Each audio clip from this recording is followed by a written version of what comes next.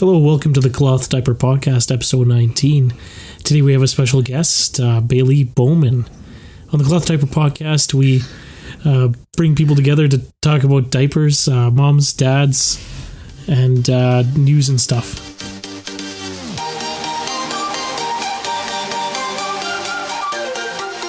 Alright, that was Cloth Diaper Dad. You've heard him in a few other episodes trying to do my intro for the Cloth Diaper Podcast. So this is show 19. If you're tuning in for the first time, my name is Bailey. I'm located in somewhat cold, but not really cold because we're having a weird winter in northern British Columbia. It's not cold at all. I have two kids, a 3.5-year-old and a almost 2-year-old who pretty much potty trained herself this weekend. So much so she's waking up in the middle of the night and taking her diaper off to go pee. So my cloth diaper days are over. I didn't really have a guest lined up for today, so I suggested to my husband that we should just ask the questions I normally ask my guests in reverse to me to end the year. So maybe this is a good way for you to find out more about who I am. So I sent him a list of questions that I usually pick from when I am trying to set up an interview with a guest, and he's going to make up some of his own or hopefully ask them to me. If you want to hear more from the Cloth Diaper Dad, he has starred in show 2 and show 11 of the Cloth Diaper Podcast. So we've talked about poop and we've talked about cloth diapering from a dad perspective. Isn't talking about poop just like part of cloth diapering? We don't always talk about poop, actually. We very seldom do. But I do have a guest coming on in January, and we are doing an entire episode dedicated to poop. Is she a poop specialist? No, she's a cloth diaper retailer. She just suggested the topic. Is she a poopologist? I don't know if that's a real job. Okay, let's get... But some people claim that they're cloth diaper scientists, and that's not a real job either. Are they real scientists? Some of them. But just because you're a scientist in like marine biology doesn't make you a poopologist? A poopologist. It makes you a marine biologist. I'm sure there are people that are like marine poopologists. Like septic people, maybe, or sewer treatment guy probably knows more about poop than a marine biologist. Okay, we're getting off topic here. Yeah. So what's your first question today?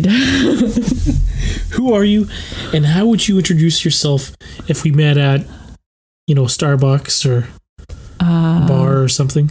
First of all, we did meet at Starbucks. Second of all, I would never go to the bar.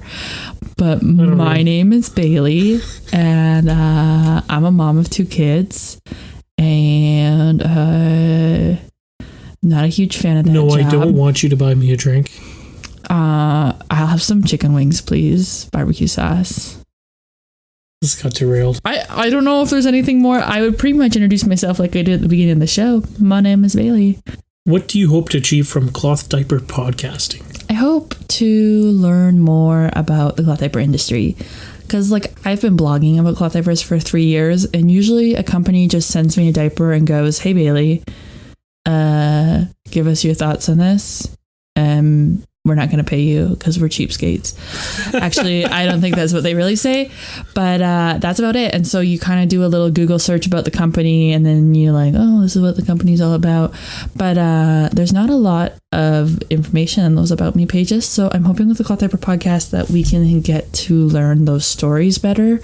It's always amazing what somebody will say in a story, just because I don't know if you've ever written an About Me page, but it's actually like the hardest thing on the planet to do. And you're like, let me say only these 5 select things that I think the world cares about, but there's 7 others that are more. Wasn't this like anybody who's written a dating profile? Yeah, it's the worst. So usually when you can get people on the phone, then you can learn more about their story and why you should buy their brand and what's passionate about it. Because I've reviewed millions of diapers. That's an overstatement. 40 diapers in my cloth diaper career. That's a pretty big, drop from a million to 40. To 40. I've a few orders of magnitude, right? And they're all good diapers, and they all work for somebody. But why should we buy from you at the end of the day? Why are you important? And I really liked, thinking of those stories, when we did that trip to Ontario and Montreal, seeing those different places, and they're all just not what I envision a cloth diaper factory to look like. No, I really think like that trip and meeting Alex and Melissa at Mother E's, and then meeting Omaki in Quebec, and that was it, right? I think so. Yeah. I mean, well, how many cloth diaper spots are we going to hit up? That's true. But Mother E's, they had the factory in the back. Yeah. And just getting to meet these people, you suddenly realize like how much of their life and blood went into this industry. And on the other side of the screen, we just see people being like, buy Mother E's diapers. And you just see me saying, this is why Mother E's is awesome. And also, I just want to say, their like production area in the back where they make the diapers was not how I imagine a diaper factory looking. I should send you some pictures of some other factories I've seen. I mean, I'm not sure what I expect for a clothing factory because, you know, it's not going to be like they're stamping out pop cans, you know, like or like stuff that's on how it's made. But it was just kind of this big warehouse with a couple sewing machines and like 3 ladies. Yeah, right? I was like, what is this place? I know. I'm hoping to get Cheryl on the job on the podcast. So for those of you listening, like I now work for Nuggles, which is a cloth diaper company, and I hope to get her on and have her story listened, because even all the questions that I've been asking her every time I get on the phone for my job, I'm like, you don't tell the world this. Like, this is great stuff. This is why we need to buy from Nuggles. What did your stash look like when you started, and what does it look like now? So about this time, 4 years ago, I ordered my first stash from Cozy Mums, because I ordered 4 years ago. I ordered on a Black Friday sale, and we would have been like 3 months pregnant. I remember having the first pictures of my cloth diaper stash. I might be even able to find those first pictures, because I remember taking like fluff mail photo of my first mail in like January of 2015. I don't remember these cloth diapers showing up, you know, at 3 months. Did you just like hide them because you're like, hey, this is kind of ridiculous? I would have ordered from Cozy Bums, so it would have just been like dropped off at the door. And I could just like hide it in a drawer, you know, because yeah. I think we talked about cloth diapers, but... So I ordered 24 Bummies infant size pre-folds. Oh, pre-folds. Pre-folds. So that's what we still use those today, every day. That's what I put her into bed. And so I would have bought 4 packages of 6 because I knew that natural fibers like that was going to be the best way. And then I bought 4 covers, and I bought 2 Bummies simple light covers. I bought an apple cheek size 1 and I don't know, something else. And something tells me one of my next purchases was 2 Bum Genius free times, and those didn't even last. And then since then, my cloth diaper stash has evolved a lot. See, and then I quickly fell down the rabbit hole. We had a whole blueberry stash once. I had a full blueberry stash of all-in-ones. Oh yeah, I remember a lot of all-in-ones. And then you know what? That's kind of like a weird evolution of it, because you think that's the right answer, and I just don't like those. No, I hated having to stuff the tongues into the blueberry all-in-one, and I hated having to roll the elastics. And then my stash evolved. Yeah, like you had to roll the elastics, otherwise you get the wetness. And so I just felt the laundry day was tight. And then I did the flats and hand washing challenge, and my stash from there really went to receiving blankets and covers, because I was like, this is the bomb. Best thing ever. Yeah, right? And now, before I started working for Nuggles last month, I had a little bit of everything in my cart. I wasn't really specific. And my stash is pretty much one of everything. I have sold off all of my duplicates. And now, with this last month working with Nuggles, I decided to go brand exclusive. So, speaking of selling off all the duplicates, I just want to say... listeners, that at some point Bailey mentioned that, you know, hey, she's going to buy all these cloth diapers, but once we're done, we can sell them and we'll have like some money back. Yeah, we'll go on a vacation, and then we can go on a vacation. And I just want to say, where's my vacation? There will be no vacation. Because now my stash is all in these beautiful crates in the middle of my podcast studio, so that I can create great YouTube videos for y'all. There's never going to be a vacation.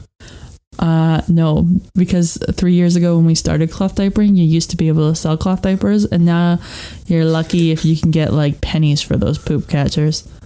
Really? Yeah. So right now we're using the Nuggles Tuck Wrap and Go with the Nuggles inserts, and the Nuggles Tuck Wrap and Go is your favorite cover. You owned up to that in the show too. That's the one with the polar bears on it. Those ones over there in the cart. One second here. I didn't take this job with Nuggles just because I like getting paid. I took it because we liked their product. And they're no close by, right? Yeah, they are. They're in Kamloops. If you could dream up any cloth diaper in the world, what would it look like? Any like, are you thinking like design wise, or are you thinking like a print? I don't think that anybody has really nailed the train print. We have that one train diaper from Blueberry. So if we're talking prints, I don't think that there is a really good train cloth diaper out there right now. You know what they should do is just take one of my train photos and just splash it on a diaper. You want that? We could make that happen. Really? If you guys, someone follow Reverser Mover on Instagram, and and if you know how to, an embroiderer, you can embroider. No, it's not embroidery. It's like... Well, yeah, that's one way you could do it. You could just embroider it on. A photograph? We could also get it printed on some fabric, and we get a diaper made up. Pretty easy. And I can have Daddy's Choo Choo on her belt. Don't say that. That's terrible. On So that would probably be it, because like in the last couple years a lot of brands have gone to floral, and there's a ton of amazing florals out there, but I don't think anybody's done a really good train diaper. What's your biggest cloth diapering challenge, and how did you overcome it? Oh, you know what? I still struggle with wash routines. Oh, yeah. And people always send me emails, and I'm like, I don't really know what I'm doing. There's like settings on a machine, and you know what? Part of it is that I absolutely refuse to get caught up in this craze that it has to be perfect every time, and I need to test my water, and I just kind of live on the edge. So of course I make mistakes. With diapers? Yeah, like I just put a little bit of detergent in and I run it through, but every now and then I get a little poopy smell. So then that's probably my hardest problem. Like sometimes getting that little poopy smell. And so maybe your advice to people who are worried about wash routine is, just stick it in the wash. Just do it. And you know what? Just don't worry about it. And the wash routine is my biggest challenge, but I don't stress out about it, and because I can just wash them again. And if my kid smells a little bit poopy for a day, I'll just fix it next time I wash the diapers. But I'm saying, like, I constantly feel like I'm a little bit struggling with that. I'm never struggling with it to the point like that I'm wanting to give up. I'm just like struggling with the fact that I'm not perfect, but I'm not the type of person to be super like rigid, right? Like follow the instructions every time. I'm not that person. How come our bathroom sometimes like stinks? That's because our child keeps pooping. No, because like sometimes I walk in and there's like dirty diapers. It doesn't really smell that bad. And then like sometimes I walk in. You know what? And sometimes it really, like today, it really stinks. It really stinks today. But it didn't stink yesterday. It did. It's the first time it stunk all week. And you know what? I think it's just like a bad poop. You think our children are just stinky? Yeah. Sometimes, like, I go to the bathroom and I'm like, I'm just going to have to suck this up. I mean, it's not like... Like, if it's a bag full of pee diapers, it never smells. But once you get one poop in there, it's game over. I don't want to sound too wimpy. It's not like when somebody has a massive poop in the toilet and you, like, walk in and you're like, oh, I'm going to have to come back 10 minutes later. It doesn't smell that bad. What's your biggest piece of advice for parents getting started with cloth diapering? I really need to stop asking this question on the podcast because we get the same answer over and over again. And I'm going to give the same answer that every other guest gives, and that's to try a little bit of everything and only buy natural fiber. I was just thinking about microfiber. Like, have you ever had, like, do they still call it thermal fleece? Thermal fleece jackets? Like the ones the kids have? That's what my mom always called it, but it's like fleece. Yeah. It's similar to what the diaper inserts. Have you ever worn one of those shirts when it gets wet? It's awful. Yeah, like they use... And then, like, cotton kind of just does a different thing. They use fleece for stay dry liners in diapers, but I never really understood that because I don't really enjoy how fleece feels when it's wet either. I also think, like... So I just put the kids in the pre-fold straight up on the bum and no issues. Wasn't that part of, like, cloth diapering? Because they always say, do cloth diapering, they'll potty train quicker. Yeah, because they feel wet. Because they feel wet. So don't you want your kid to feel wet? There should be like some reinforcement that, hey, you're not supposed to pee in this thing. But remember, it's just there because you don't know any better. Remember when Walter was a baby and he cried all the time, though? Some babies are really sensitive to feeling wet. And then he got over it. But yeah, he did. And he became less of a wimp. That's When someone asks you how to get started with cloth diapering, what do you say? Go to your cloth diaper retailer. Seriously. I don't even want to be that person who gives advice about what your stash looks like or how you should get started. I think you really should find a cloth diaper retailer and make friends, or find your like cloth diaper community, like your local community. See if that there is like a cloth swap, or if you posted in like a mom's group and went, hey, anybody else cloth diaper? Just like finding other people who do it, and then finding local based community, because I think that local based community is going to be able to give you the best support and advice on cloth diapering. Thinking maybe like also kind of just do it. Yeah, kind of just do it. I think there's like a lot of things it's you like look to start, and sometimes you're like, okay, maybe I just need to just go buy a couple of cloth diapers. We'll try it out and we'll see how it goes. Sometimes I think you don't even say you're going to try it. You just say, this is what we're going to do. We're doing it. We're doing it. It's like today with the Christmas decorations, I have been putting it off week because I was like, my house is not clean enough. My house is not clean enough. And then after dinner, I was like, that's good advice, is just do it. And don't even have like a backup plan. Just do it. Do you have any funny cloth diapering stories? No. I think I'm not really good at comedy. Awful, like when like Anna sticks her finger in her diaper and you're like, oh no. Like, well, that is kind of cute. Lately, it's cute when she sticks her finger in poop. One of her things in the last couple of weeks would be that if she pooped in her diaper, she would stick her finger in it, and then she would bring her poopy finger and stick it right in your face. Yeah, like knuckles, just like. I know, right? You're like, oh, what's this? And you're like, oh dear Lord, why is there chocolate on her finger? So next question. Where should you buy your cloth diapers from? I really just think that everybody should shop with a cloth diaper retailer, or even directly with the brand. I know there's a lot of brands that aren't at retailers yet, even though they are really awesome brands. So Nuggles isn't with a lot of retailers. Omaki's not with a lot of retailers. Baby Boo's not with a retailer yet. So there are a lot of great brands that aren't with retailers. And my biggest piece of advice is just don't shop at Wish or AliExpress or Amazon. AliExpress sells diapers? Oh yeah, that's where I got those coffee inserts. Hey man, like guys, like I buy stuff off AliExpress sometimes, like really cheap electronics, but I expect none of it to work really. And then like I used to be doing kind of like electronic stuff that was like a temporary hobby, like Arduino and like LEDs, all that BS. And when you look at the build quality on some of these components, it's just like, oh man. So I'm just kind of imagining. Yeah, that's where those coffee inserts came from. The whoosh, whoosh, coffee inserts. Whoosh, yeah. Whoosh. So and like I know that Amazon is everybody's go-to choice. Like, oh, where do I buy things? Amazon. But there are other places you can buy things. Yeah, and there's so many other places. Like, I don't even really want to give a recommendation about where you can buy things, because I know there are so many small retailers that I don't even know about. And so I would love it if you like reached out. What is the issue with Amazon right now? Because you know what? There's some other issues. There's a lot of issues with Amazon, but I would say the biggest issue with Amazon is that you just don't have the selection that you get at a cloth diaper retailer. So there are small retailers who only carry 3 or 4 brands, but if you're on Amazon only really carries 3 to 4 legitimate brands, and then a whole bunch of cheapies that you purchase from wholesalers directly. Whereas if you went to Nikki's, you have a choice of 12 to 15 brands, many of which are actually competitive to Amazon prices.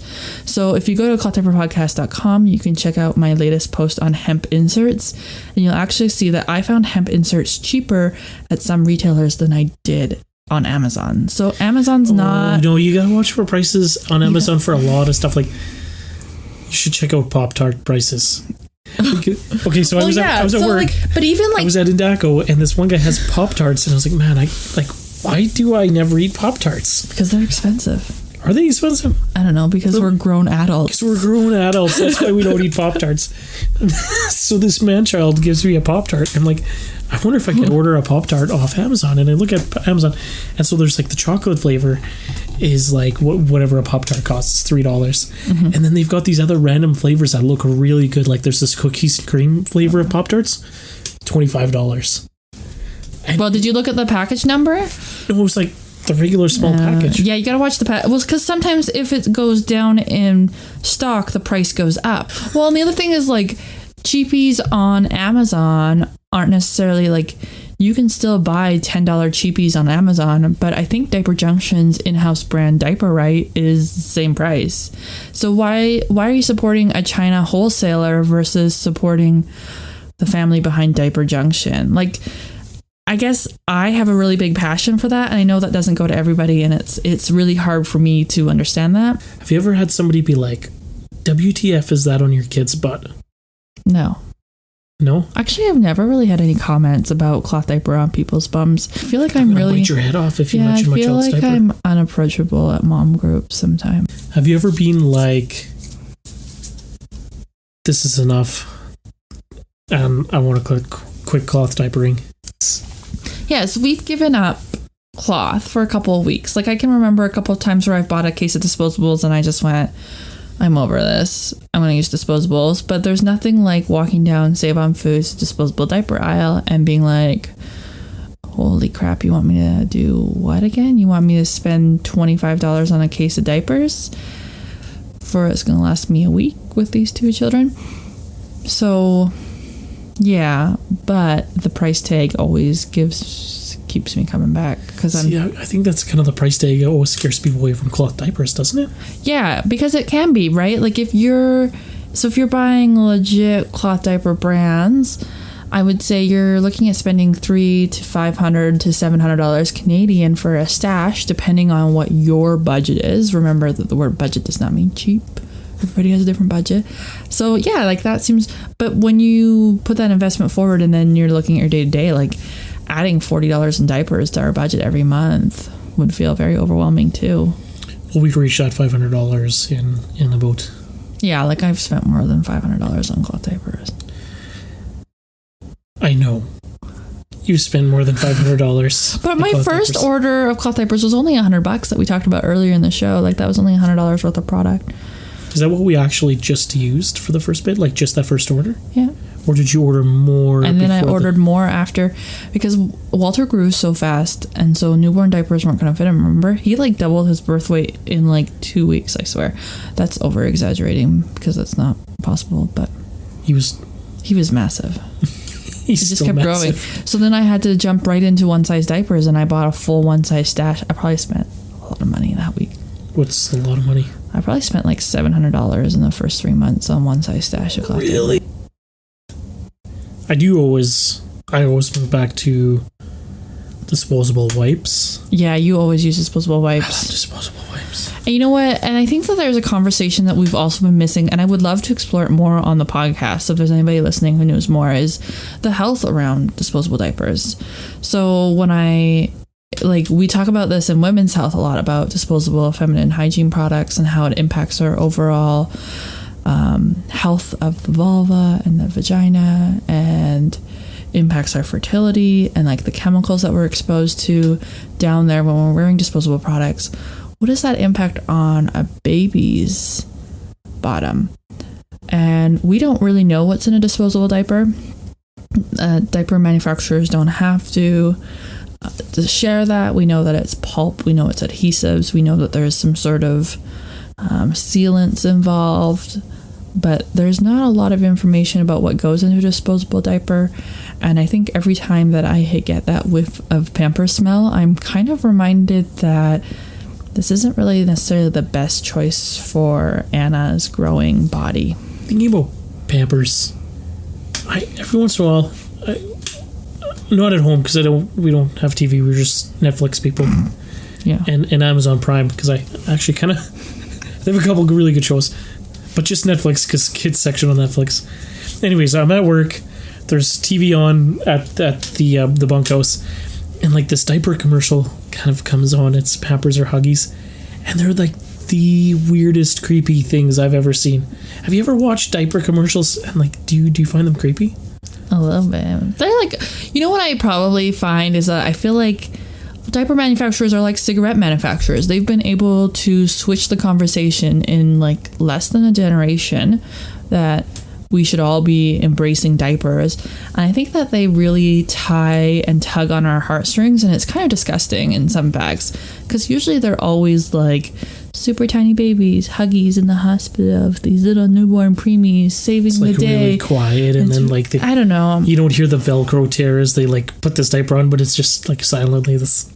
They are weird commercials, and I just like pure like, because I've done a couple projects for PR on the disposable diaper industry and their PR stance, and I just like it's kind of bizarre, because it's like you have just been so successful at flipping the entire conversation in less than 50 years, to the point now where it's not normal to cloth, even though it was only 50 years ago. Well, to be fair, like 50 years ago, the cloth diaper scene wasn't what it is today. I mean, those covers today, today are a lot nicer. Cloth diapering has changed a whole lot, but there's still so much ingrained messaging in our culture that is really hard to retaliate around disposable diapers. Retaliate? Like, retaliate's maybe not the right word, but to respond back to, like, this idea of grossness or sanitary, that disposable diapers are the sanitary option.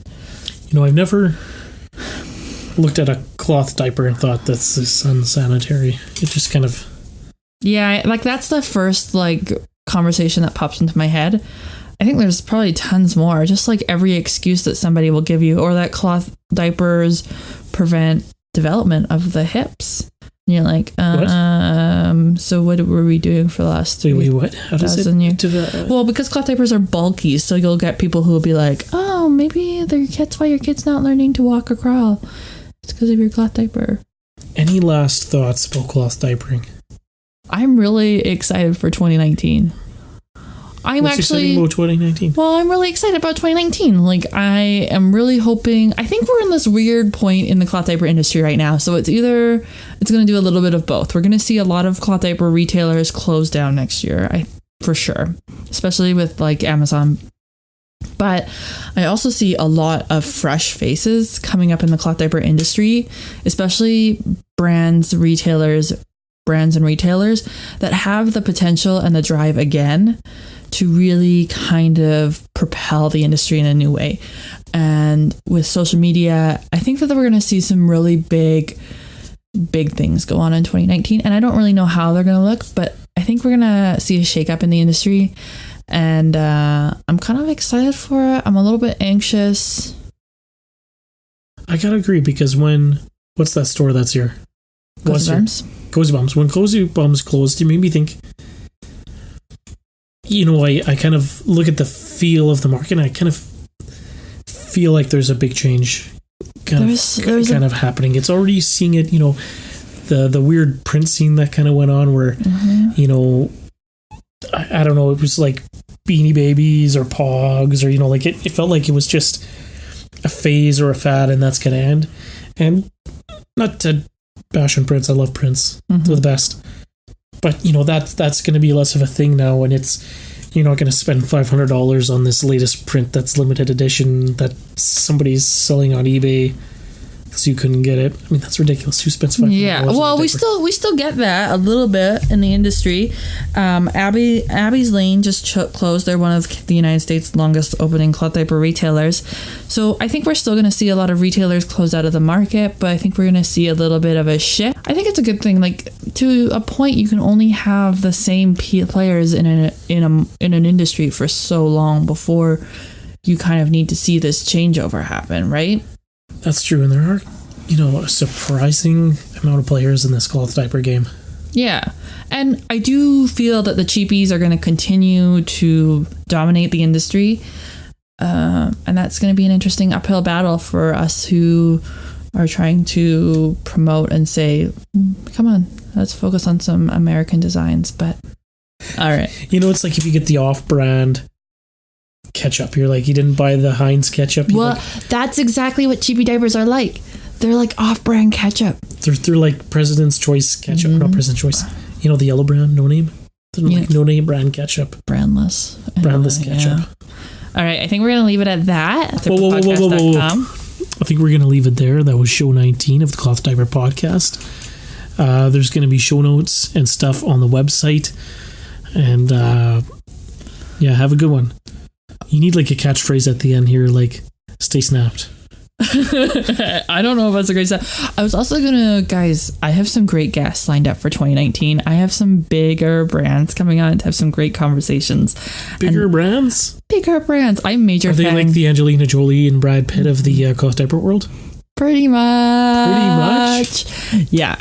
I don't know who these people are. I know. I'm so excited. And if you want to be on the Cloth Diaper podcast, just send me an email and we'll make it happen. I will see you in 2019. Bye. Bye.